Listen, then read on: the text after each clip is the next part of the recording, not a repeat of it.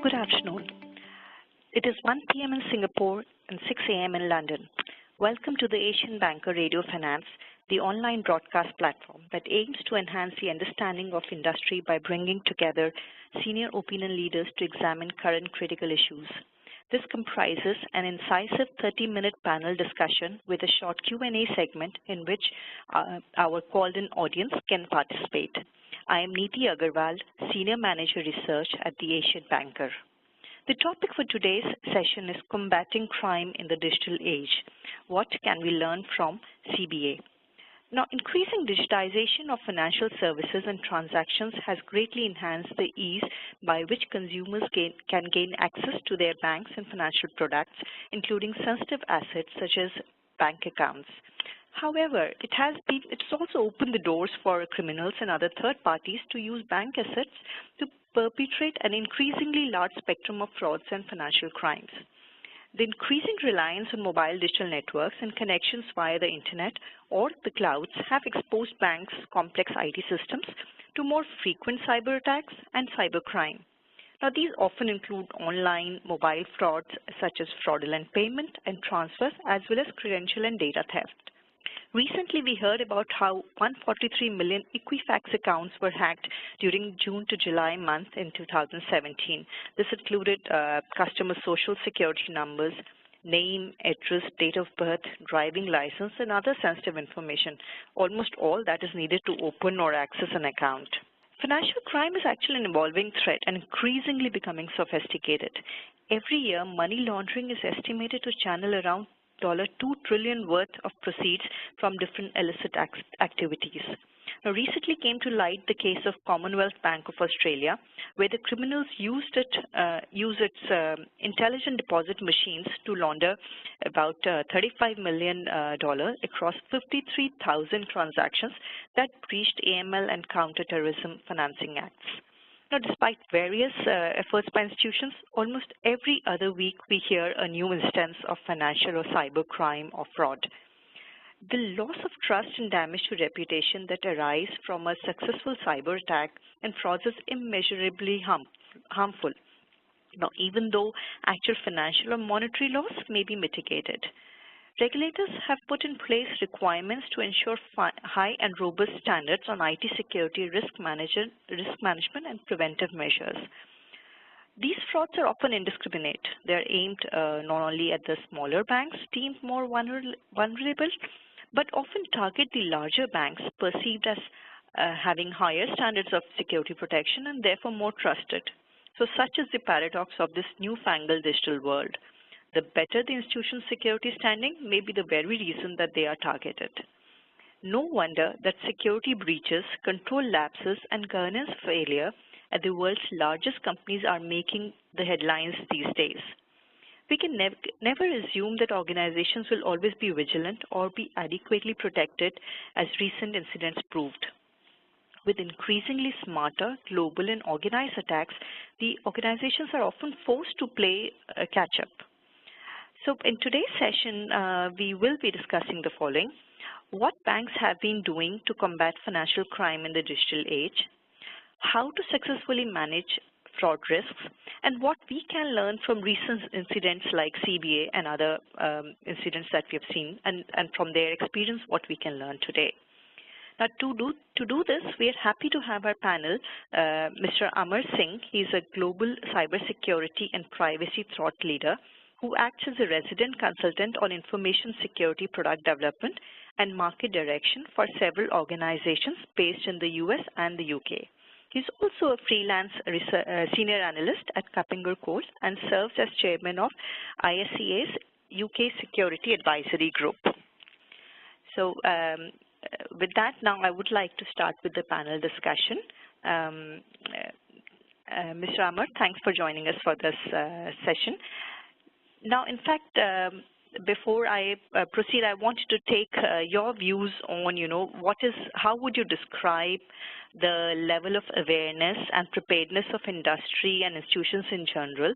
How would you specifically describe banks' posture towards tackling fraud, financial crime, and cyber crime these days?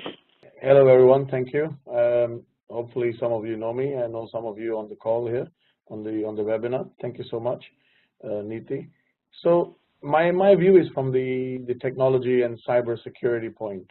I mean, let's not bash the banks too much. However, one thing to keep in mind is that cyber criminal gangs or criminal gangs are now so involved in cybercrime, and the difference is they are not using standard software. Now, what I mean by that is very important to understand is you are not dealing with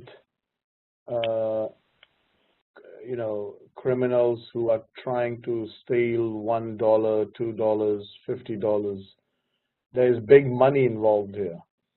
And for those listeners who are listening in, if you write down when you have a moment, you can do a bit of more research. It's called Carbanak. It's a criminal gang malware, C-A-R-B-A-N-A-K, Carbanak. Why is this important to this particular discussion?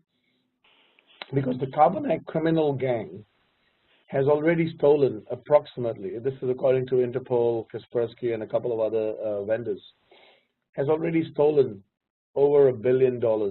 I'm sure all of you have heard of the term on-the-job training, OJT.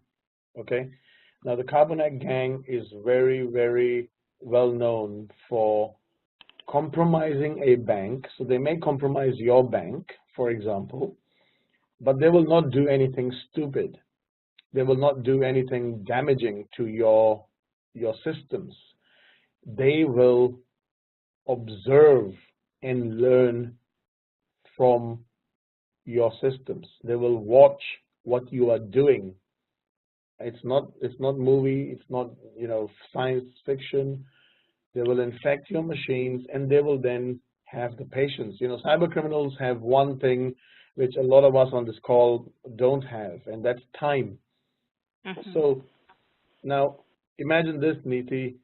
They are probably some of the best employees, because within 2 to 3 months or 4 months, they end up learning everything about how the bank operates, how they transfer money, what are their KYC procedures, what are the cash teller procedures, what are the ATM management procedures.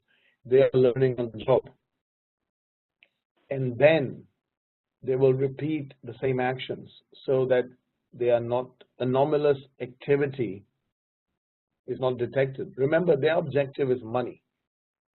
And they know a lot of research has been done and on this gang, but it may be other gangs also. They know they're very good on their governance. They're very good on their compliance, right? So they're very, very up to speed on, what amount would trigger an alarm, for example, right? Mm-hmm. Yeah. So imagine, I mean, one CEO of a bank told me, so Amar, are you saying that this is the ideal employee? Maybe they are ideal employees, but they're not in it for small money, right? They are in it for big money. So definitely, I mean, so what we are seeing is I mean, using crime as a service, as I would say, or much more of an organized and global organizations that are, the threat is obviously becoming more and more complex. And from what I'm hearing from you, it's more like a bank is becoming a mute spectator if they can intrude into your systems and be observant as to your daily activities and be able to replicate it later. So now, what are the biggest challenge and issues that banks are facing in appropriately assessing these cyber and financial crime risks? So, I mean, what is the challenge? Why are they failing in being able to find these out in time? I think banks, like I said, credit to banks around the world. I think they understand and most of the time they have the money to invest in technology. But I think the adversary, the criminal gangs, and I repeat, they're not sitting around. Okay, so take a step back. Everyone must have heard of NSA, and I'm not talking about the Nigerian security agency. I'm talking about the American security agency. So Neeti, NSA recently, several months ago, had a major you can call it theft of some of their most advanced software, malware, whatever you want to call it, that they have developed. Okay, now NSA has the money, the brains, the scientists, the geeks, and they have developed some, in the many years, they have developed a lot of advanced software to basically spy, to intercept communications, to compromise machines, etc. So advanced that Microsoft, Apple, the vendors did not know about it. Okay, now that treasure trove of software has been stolen by criminal gangs, and I'm sorry to say, and BBC I'm on the BBC website. I'm known as a pragmatic, paranoid professional. but in this case, I'm a bit more paranoid because that software is extremely powerful, extremely dangerous, and it's now, for many months now, in criminal hands. And I'm sure all of your listeners here must have heard of WannaCry, W-A-N-N-A cry. WannaCry was a result of that theft, a small result of that theft. Now, what I'm trying to say is, yes, we want to beat banks up, regulators want to beat banks up for whatever reason. They did not protect the money. If it was my money that they lost, I would be angry. But the reality is, the criminals are not using, if I may, bog standard off-the-shelf software. The criminals now have access to the same software, badware, malware, whatever you want to call it. They have access to the same things that the NSA has developed.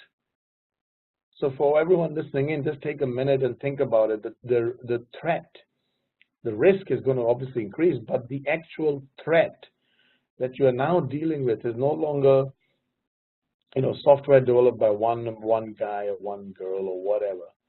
You're now dealing with the threat of software that is now being used, that was developed by one of the most intelligent, powerful agencies on the planet. And that's why, Neeti, the threat landscape, and banks must be aware now what they can do. They can do several things, and they're already doing several things. But the reality of the situation today is, instead of, and this is not only for banks, everyone listening in can share with their clients and with other businesses. The reality of the situation is that banks and organizations must stop thinking about 100% protection. So when I do consultancy with clients, when I talk to clients, when I do presentations, the question is, if someone asked me today, are you secure? Is my bank secure? And I work for them, and I said yes, and tomorrow they got hacked, I would be fired. If I said no, I would still be fired, right? So the better question, and everyone listening here, please do take note of this. The better question is, are you prepared? Are we prepared to deal with a Carbanak attack?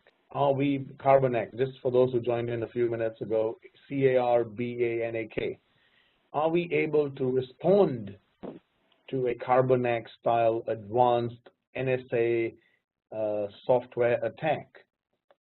The other question is, are we able to detect an NSA software-based attack that criminals are now have access to? Governments have to do their jobs, but sadly, some really advanced criminal gangs stole that software and is now selling that software on to the market. And that's why the threat landscape, must go back and talk to their cybersecurity officers. Yes, you may need to improve your KYC procedures, your AML, you may have to look at that. But the reality is, the criminals are also pretty much aware of AML, KYC, and a lot of the procedures that you have. If they don't, like Carbanak, they will learn what procedures and policies you have. So the bank has to become, or any organization has to become, more proactive and almost more paranoid about, imagine, I know it's not easy, But imagine walking into your house, and every day before you walk into the house, you go, is someone there? Is someone there? I know it's a bit paranoid, but given the profile of banks, that the fact they handle money, you know, and the fact that criminals now have access to some of the most advanced software ever made to hack. So essentially now, from what we are seeing, if the criminals already have such an advanced kind of a system in place, a lot of reactionary stand for banks, where trust is probably the most important thing right now, because that's the core philosophy on which they're based. So the trust with people's money that they have. So it's much more of a defensive or a reactive stand, right? Because how can they be proactive enough? How can they devote the resources towards prevention and mitigation of these cyber attacks? So that's the primarily requirement. I mean, how to manage these now? I mean, that's a very good question. So let me give you one example, okay? I mean, I'm sure almost every bank on the planet is doing security assessments. Another word for that is penetration testing, okay? Now imagine a simple story I tell people, okay? Imagine there are 10 CEOs of banks, only 10 on the planet. 9 of the CEOs have been killed, murdered, and those CEOs were murdered by eating poison cake for some reason, okay? Now there's only one CEO left, and the bank decides we're going to build him or her a super strong, bulletproof, bomb-proof house out in the river. You know, when nobody can swim to him, there'll be crocodiles all around the river, and he's going to be super safe. But guess what? They forgot to check the cake. So that's the whole point, that today at this stage, every attack is different from the other. So like, for example, Equifax, so what happened? I understand. I'm going to correct you here. Every attack appears different. Criminals are lazy. If an attack style works, like I said, if someone has managed to kill 9 CEOs by cake, right, by food, and most cyber criminals will go, oh, that's their weakness. You see what I'm trying to say? I'm trying to say it's no point building the most strongest bulletproof, bomb-proof house with crocodiles and lions and elephants, but someone forgets to taste food. And that's a very important concept, because criminals use strategies that work for other criminals. Trust me. Now, yes, the output is going to be different. Equifax hack is 140 million records, etc., etc. Output is definitely different, but the actual method of compromise, and this is for the banks. I mean, I don't want to get technical here, but talk to your technical people, and you can write down something else. It's called CBEST, as in Charlie, B-E-S-T. CBEST is a framework by the Bank of England that basically tells banks how to run security assessments. So it's kind of understanding the scenarios that we have in different attacks right now, and making sure that that same concept is not replicated in your own bank. Yeah. Exactly. It's a scenario-based testing. Not just walking into a house and going, yeah, you know what, I took a hammer and broke the wall down. But the wall wasn't the problem. The scenario wasn't testing the wall. So so you hit the nail on the head, yes. So if a bank has to devise a comprehensive strategy against cybercrime and financial crime, so CBEST, as you mentioned, is one of the ways in which they could be testing the scenarios. But a more of a holistic, a more of an organization-wide kind of an approach, if they are to take. Often, from what I've been seeing, a lot of times the approach has been fragmented or a piecemeal kind of an approach. How would you advise the banks to build their security management within the organization? So, I mean, there's one simple answer to this. If the big boss does not say and admit and acknowledge that cybersecurity is a business risk, and I'm not saying banks are not doing that, I'm saying generally, if the big boss, the CEO, the board, does not make it clear to all their employees that cyber is a threat, right? It's a major threat, and we are all working together. I mean, I give you an example. For those of you who have been to the UK and Europe, health and safety is, you no longer, hopefully, most of the time, you can't electrocute yourself by putting, your hand on the kettle anymore. What I'm trying to get at is health and safety is in most organizations in the UK is basically practiced as a religiously made sure that every new employee is. So the same must happen for cyber, for IT, for information risk. It's not an IT problem. Yes, there's a lot of money spent on IT, on firewalls and et cetera, but cyber must become, from the top, a business risk. That lays the foundation for everything else you're talking. We could be here for hours and hours about different strategies, but the foundation of a secure organization, has to be management accepting cyber is a business risk, information risk is a business issue, as much as bribery legislation or AML, right? Then you have a chance. So it's the top management oversight and commitment to cybersecurity is probably one of the most important things right now. 100%. Yeah.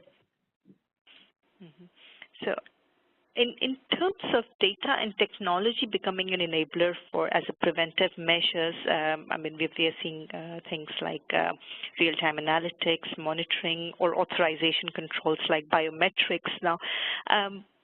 Any suggestions on that, on what could be a more effective strategy towards building your systems in place in order to be able to manage these threats? Again, it goes back to total honesty. It depends on what your risk profile is, right? In the UK, some banks have taken the decision that I can do banking with my thumbprint, but they have limited. They have accepted the risk, I think, of, I can't remember, I must be honest here, it's about £100 or something. There's a limit to how much banking I can do with my thumbprint, right? Because they want their customers to be, enjoy technology and transparent access or whatever. So it's a risk-based decision. You can make it really onerous. You can say you must scan your eye, your thumbprint, your hand. But you know what? Customers want as ease of access. The banks have to figure out how do they give ease of access and at the same time increase the security. Yeah, so it's becoming an issue of having a customer-centric fraud management while being able to. Exactly, having a customer-centric approach while being able to keep the customer secure. Now, many organizations, many banks are also at the same time trying to figure out how to make sure they put the responsibility of security on the customer, right? Because the banks are doing everything, but there's still a lot of fraud happening, right? So your laptop, my laptop could be compromised, but the bank is still secure. So what some banks are doing is they're tying up with the likes of software antivirus vendors and offering discounted products to their customers in one way of encouraging to make them secure. Am I making sense? So yes, one strategy, I think it works to me, is educating your customers on the dangers of cyber. Because in retail banking, as in customer banking, one of the biggest, weakest links is the customer, not the bank.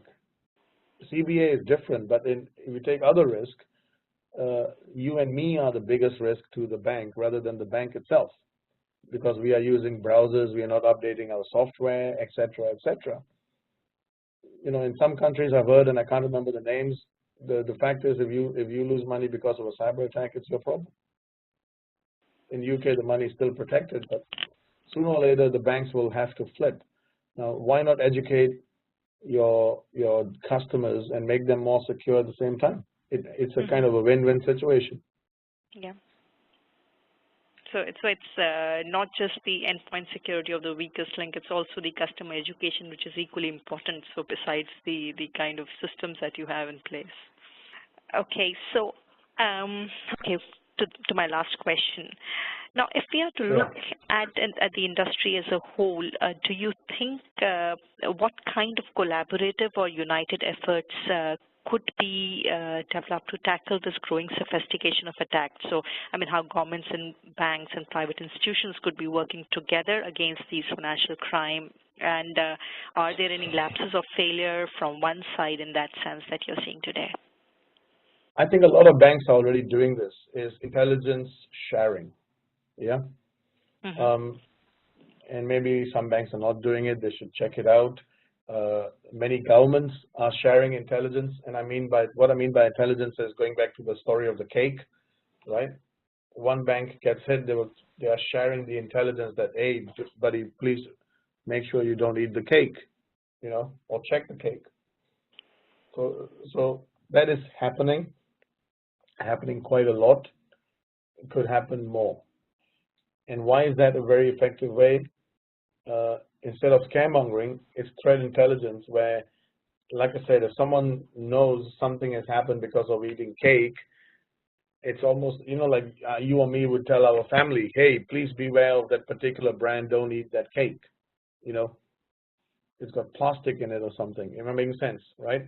Yeah. So something as simple as that, obviously translated into technology terms, is a very effective way of reducing, the risk, the likelihood.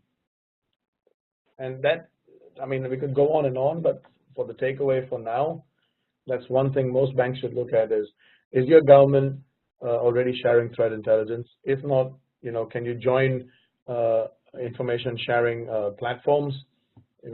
What is out there? There are many out there in the US and other countries for banking sector that share intelligence.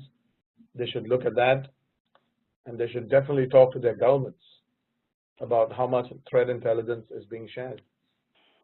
True. Okay, so it's essentially the information sharing part that could play a much bigger role if that has been.